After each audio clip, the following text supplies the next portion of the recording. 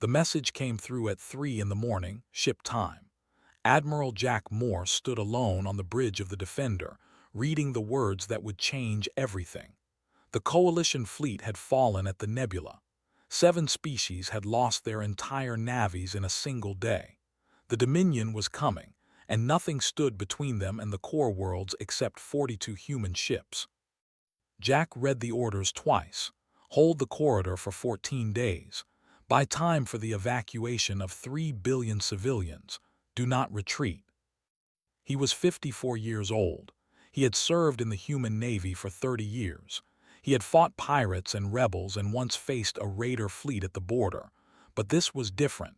This was not a battle anyone expected him to win. This was a sacrifice. The corridor was a narrow passage between 2 dying stars. The gravitational forces made it dangerous to navigate, but it was the only quick path to the inner Coalition worlds. If they wanted to reach the civilian populations, they had to come through here, and Jack had to stop them. He called his senior officers to the war room. Commander Lisa Grant arrived first. She was his tactical officer, a woman of 40 with sharp eyes and a mind that worked faster than any computer. Lieutenant Commander Ben came next, the chief engineer who could fix anything with wire and hope. Last was Captain Dawson, who led the Marine forces. She was young, only 32, but she had more combat experience than officers twice her age. Jack showed them the orders. No one spoke for a long moment. 14 days, Lisa said finally. Against how many ships? Intelligence says 300, Jack replied. Maybe more. Ben laughed, but there was no humor in it. 42 against 300. Those are interesting numbers. The Coalition is asking us to die, said. Her voice was calm, but her hands were tight fists at her sides. The Coalition is asking us to buy time, Jack corrected. 3 billion people are trying to escape. Families, children, they need 14 days. We are going to give them 14 days. How? Lisa asked. Jack walked to the display screen and brought up the corridor map. The passage is narrow. They cannot use their full numbers against us at once. We use the gravitational wells to create. We make them fight for every kilometer. We do not give them easy victories. We will lose ships, Ben said. Yes, Jack agreed. We will lose ships, we will lose people, but we will hold. He looked at each of them in turn. I am going to address the fleet in 1 hour. I will give everyone the choice. Anyone who wants to leave can go. No shame, no punishment, but I need to know now. Are you with me? Lisa nodded without hesitation. Until the end. Ben shrugged. Someone has to keep these ships running, might as well be me. Smiled, and it was the kind of smile that made enemies afraid. My Marines did not join the Navy to run from a fight. 1 hour later, Jack stood before a screen that showed the faces of every captain in his fleet. 42 commanders, each responsible for hundreds of lives. He told them the truth. He told them about the odds, about the enemy numbers, about what they were being asked to do. Then he gave them the choice. Anyone who wishes to leave may do so now, he said. Plot your course for the inner worlds. Help with the evacuation there. No one will think less of you. He waited, the silence stretched on. One by one the captains responded, not with words but with actions. Status lights turned green across his display. Weapons systems armed, shields raised, engines ready. No one left. Jack felt something warm in his chest. Pride, maybe, or love. These people, these humans, were willing to die beside him, not because they were ordered to, because they chose to. Very well, he said. All ships take defensive positions at corridor entrance grid 7. We dig in, we hold, and we show these what humans are made of. The fleet moved into formation. The Defender took the center position, flanked by the cruisers Valor and Spirit. Destroyers spread out on the wings. Support ships moved to the rear, ready to provide repairs and resupply. 6 hours later, the first ships appeared on long-range sensors. Jack stood on his bridge, watching the red dots multiply on the screen. 10, 20, 50, 100, they kept coming. Commander of the fleet sent a single message. Human vessels, you are outnumbered. Surrender now and you will be treated as prisoners of war. Resist and you will be destroyed. Jack recorded his response personally. This is Admiral Jack Morse of the Human Third Fleet. We have received your offer. Here is our answer. Come and take this corridor if you can. But know this. You will pay for every meter in blood. You will remember this place. You will remember us. And when your children ask you about the corridor, you will tell them about the day you learned why humans never surrender. He ended the transmission and turned to Lisa. How long until they reach weapons range? 4 hours, she said. Jack nodded. Then we have 4 hours to rest. Tell the crews to eat, sleep if they can. When this starts, it will not stop until one side is broken. He looked out at the stars, at the narrow passage that would become a battlefield. Somewhere behind him, 3 billion people were running for their lives. They were counting on him, counting on 42 ships and the stubborn hearts of human crews. He would not fail them. The first wave hit them like a hammer. 80 warships came screaming through the corridor, their weapons blazing bright against the darkness of space. Jack watched from the bridge of the Defender as the enemy closed the distance. All ships hold formation, he ordered. Do not fire until they reach the gravity line. Lisa counted down the distance. 20,000 kilometers, 15, 10. They are crossing the gravity line now. Fire, Jack said. 42 human ships opened up at once. Missiles streaked across the void. Energy beams cut through the darkness. The leading ships ran straight into a wall of fire. 3 of them exploded in the first seconds. 2 more lost power and drifted, helpless. But they did not stop. They pushed forward, returning fire with terrible force. The human destroyer Swift took a direct hit to its engine section.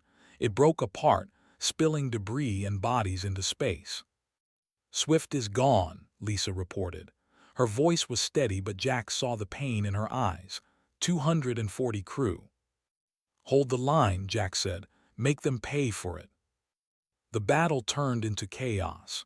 Ships twisted and turned in the narrow corridor, trying to find angles of attack while avoiding the gravitational pulls that could tear a vessel apart. They had numbers, but the humans had position. Every time the enemy tried to spread out, the gravity wells pushed them back together, making them easy targets. Captain Danny Price commanded the destroyer group on the left flank. His 3 ships faced 15 frigates trying to slip past the main battle. He pushed his engines to maximum and cut across their path. You want to pass, he said over the open channel, then you go through me. His destroyers fought like wild animals. They took hits that should have killed them and kept firing.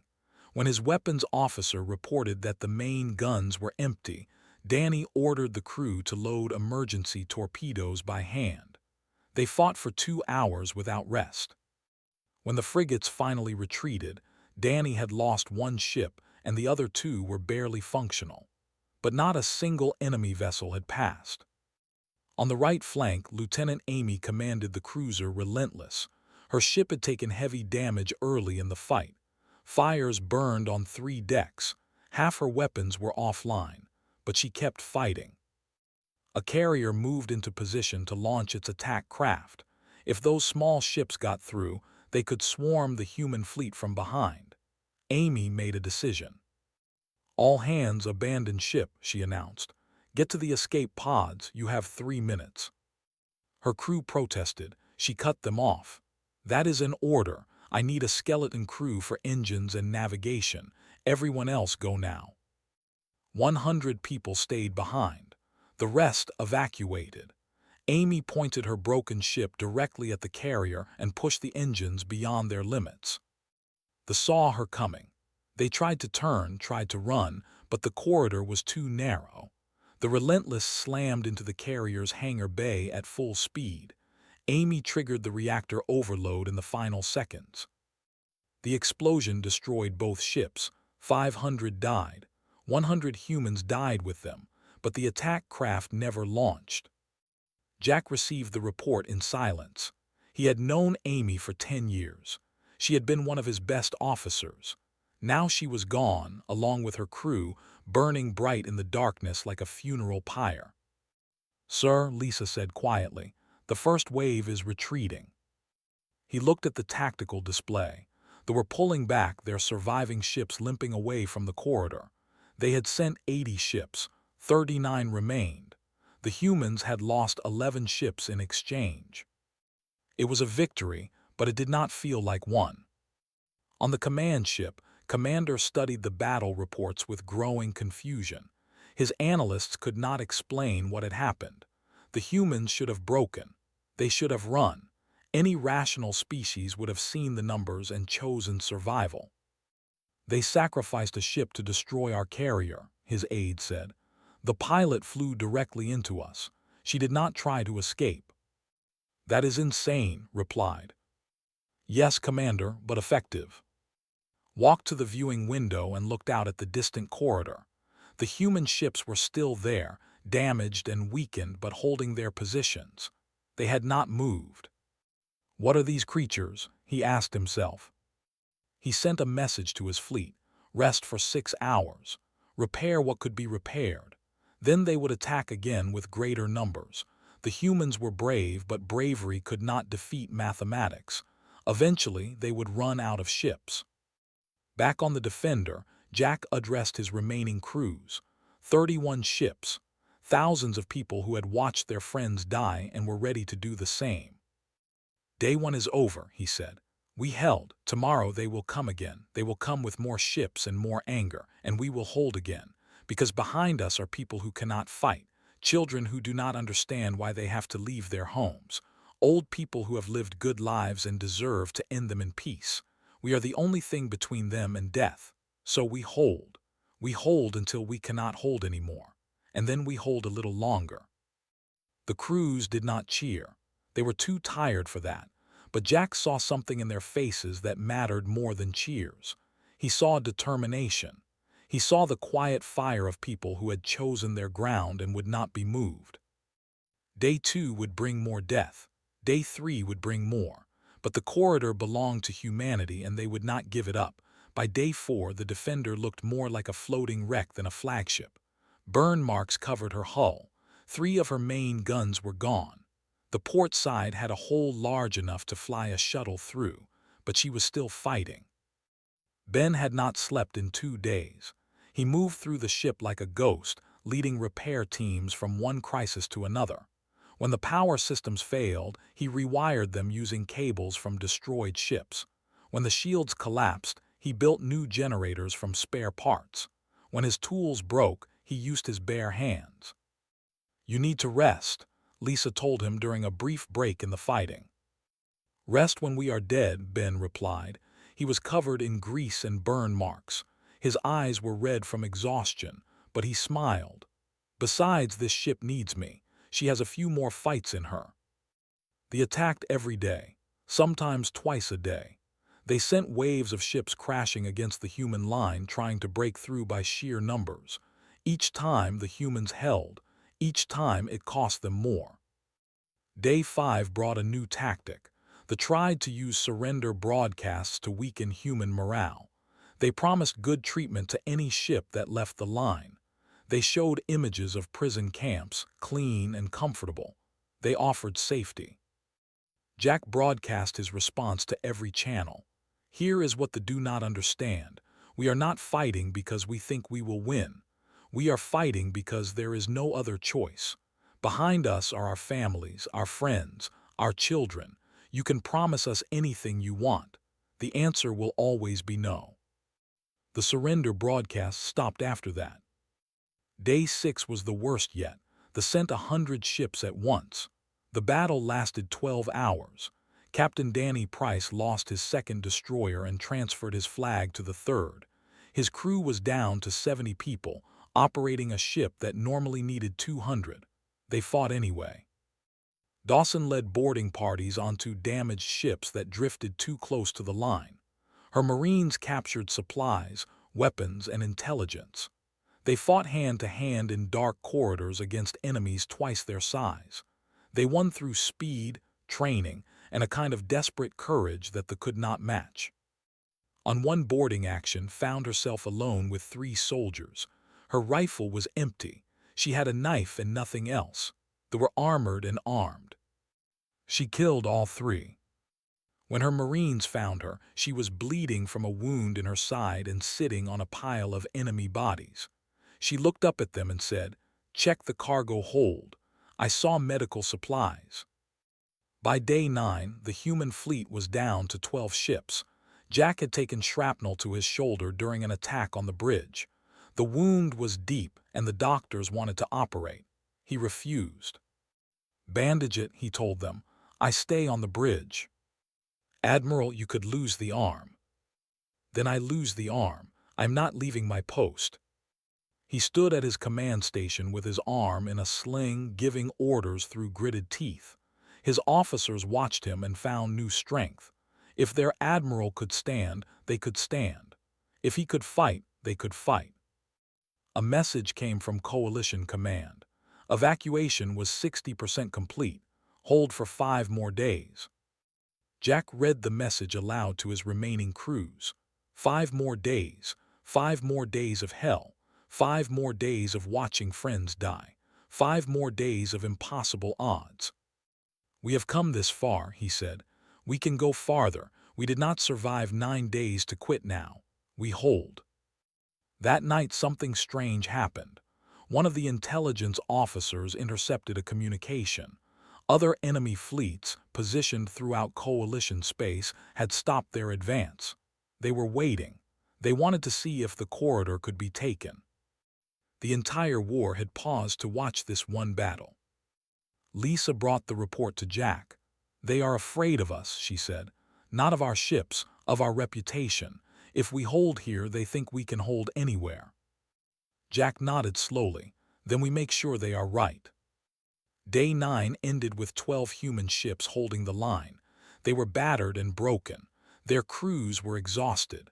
Their supplies were running low. But they had not moved. They had not retreated. Somewhere in the darkness, Commander watched the corridor with growing unease. He had thrown everything he had at these humans.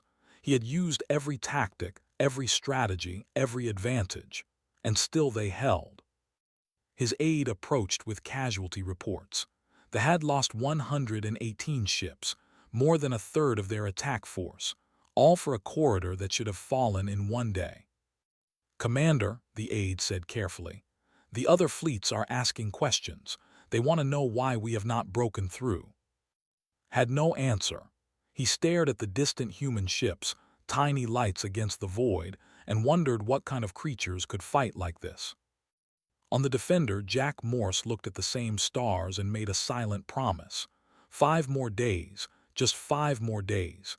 He would hold this corridor or die trying, and if he died, his crews would keep fighting, because that was what humans did.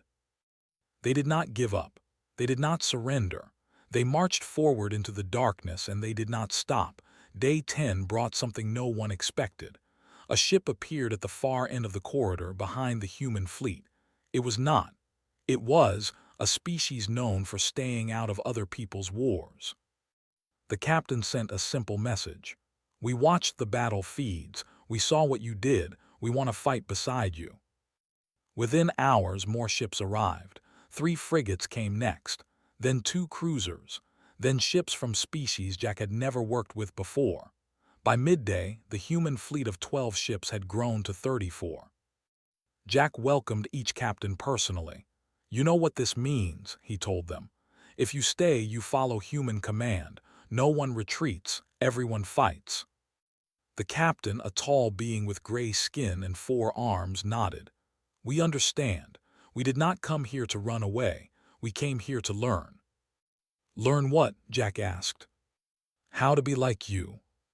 Lisa worked through the night to reorganize the fleet. Each species had different strengths. They were fast and good at close combat. They had powerful shields. They carried heavy weapons. She built a new formation that used everyone to their best ability. "It is not perfect," she admitted to Jack. "We have never trained together. We speak different languages. We think in different ways." Then we will learn together, Jack said. We have 4 days, make it work. Day 11 saw the attack with everything they had left. 170 ships came through the corridor in a massive wave. This was not a probe or a test. This was meant to end the battle once and for all. The combined fleet met them head-on. The battle lasted 3 days. Ships exploded on both sides. Debris filled the corridor until navigation became almost impossible. Crews fought without sleep, without rest, running on nothing but determination and courage. Ensign Pete Marshall served on the destroyer Eagle. He was 23 years old, fresh from the academy. On day 12, a direct hit killed his entire bridge crew. The ship was still functional, but the command systems were destroyed. Pete climbed down to the torpedo bay. The automatic loading system was offline. He found 6 torpedoes and 2 other survivors. They loaded the weapons by hand, dragging the heavy cylinders into the launch tubes with nothing but muscle and will.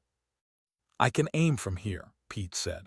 He looked through a manual targeting scope, something so old he had only seen it in training videos. A cruiser was bearing down on a damaged ship. He launched all 6 torpedoes, 4 of them hit. The cruiser broke apart, the ship escaped. Pete did not know the name of the captain he saved. He never would.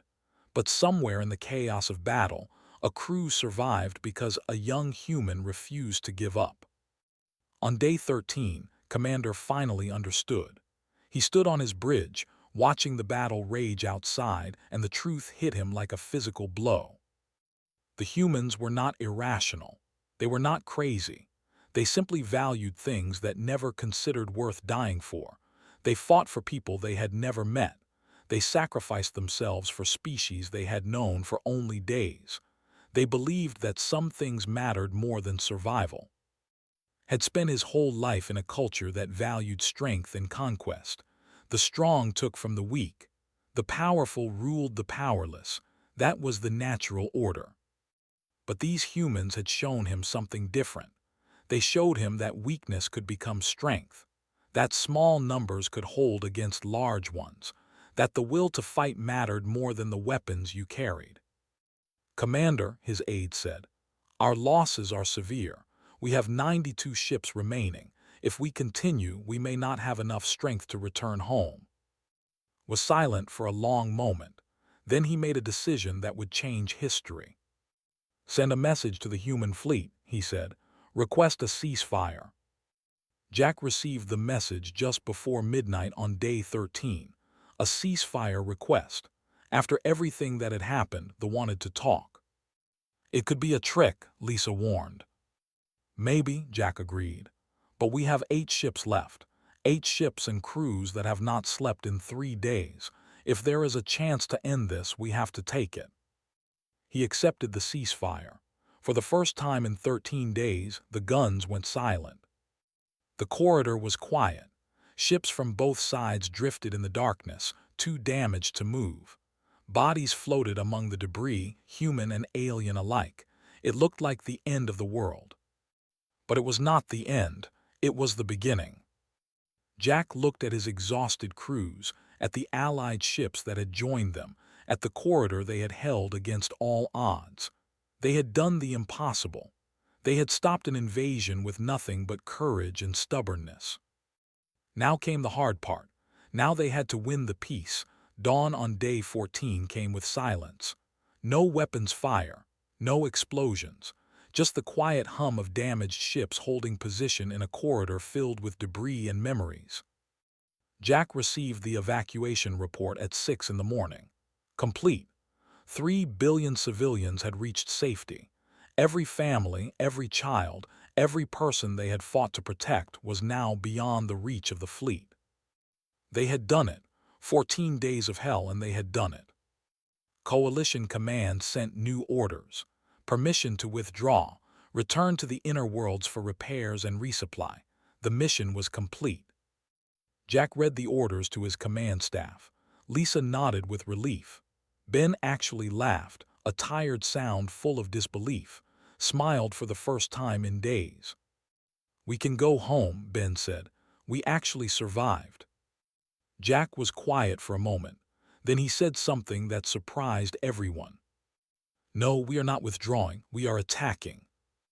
Lisa stared at him. "Sir, with respect, we have 8 ships. The still have 90. An attack would be suicide." "They asked for a ceasefire," Jack replied. "They did not ask for peace. If we leave now, they will rebuild. They will come back.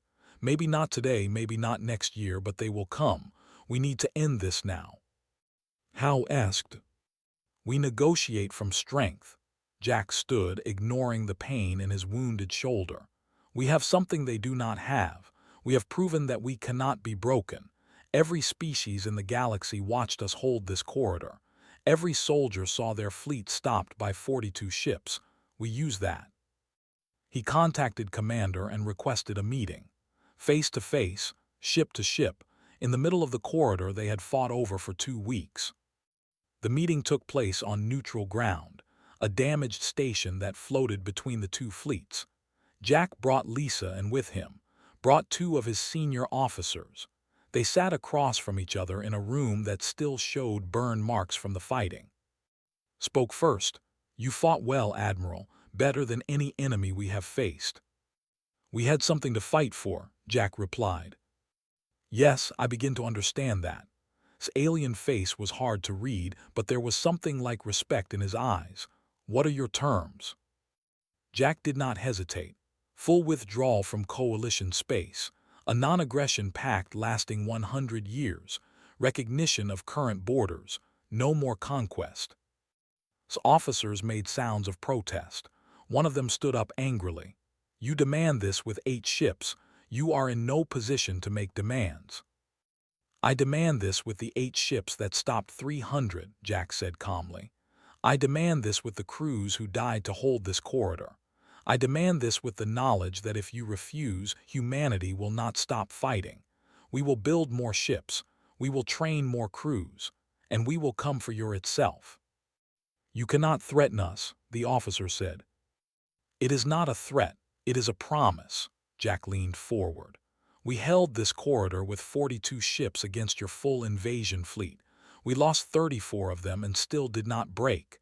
Imagine what we will do when we are not defending. Imagine what we will do when we are attacking. Do you really want to find out?" Raised a hand to silence his officer. He studied Jack for a long moment. "You would truly do this? March to our—" "Yes." "Even knowing it would cost you thousands of ships, millions of lives?" "Yes." Was silent. Then he did something that shocked everyone in the room. He laughed. It was a deep sound full of genuine amazement. "I have conquered 12 species," he said. "I have never met one like yours. You are either the bravest creatures in the galaxy or the most insane, perhaps both." "Perhaps," Jack agreed. "But we are also the ones who held this corridor, and we are the ones making the terms." Considered for a long moment. Then he nodded. "I accept your conditions. We will withdraw. There will be peace." The news spread across the galaxy like wildfire. The invasion had ended, not with the conquest everyone expected, but with a defeat that no one could explain. 42 human ships had stopped an empire. 8 of them had survived to see victory.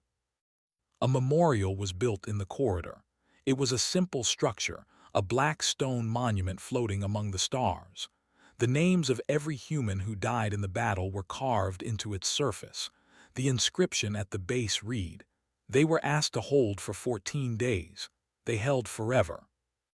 Years later, an old man visited the memorial. Jack Morse was 70 now, retired and gray. His shoulder still ached where the shrapnel had hit him. He stood before the monument and read the names he had known so well. Amy, who flew her ship into an enemy carrier. Danny Price, who held the left flank with nothing but courage. Ben, who kept the fleet alive through impossible odds. The thousands of others who gave everything they had. "We did it," Jack whispered to them. "We held, and the galaxy will remember." He touched the cold stone, feeling the names beneath his fingers. Then he turned and walked back to his shuttle. Behind him, the memorial glowed softly in the starlight, a testament to the day humanity showed the galaxy why none could ever halt them. They had marched to battle against impossible odds. They had refused to retreat, refused to surrender, refused to break. And in the end, they had won not through strength or numbers, but through the simple, stubborn truth of what it meant to be human. Some things were worth fighting for. Some things were worth dying for. And when humans believed in something, nothing in the universe could stop them.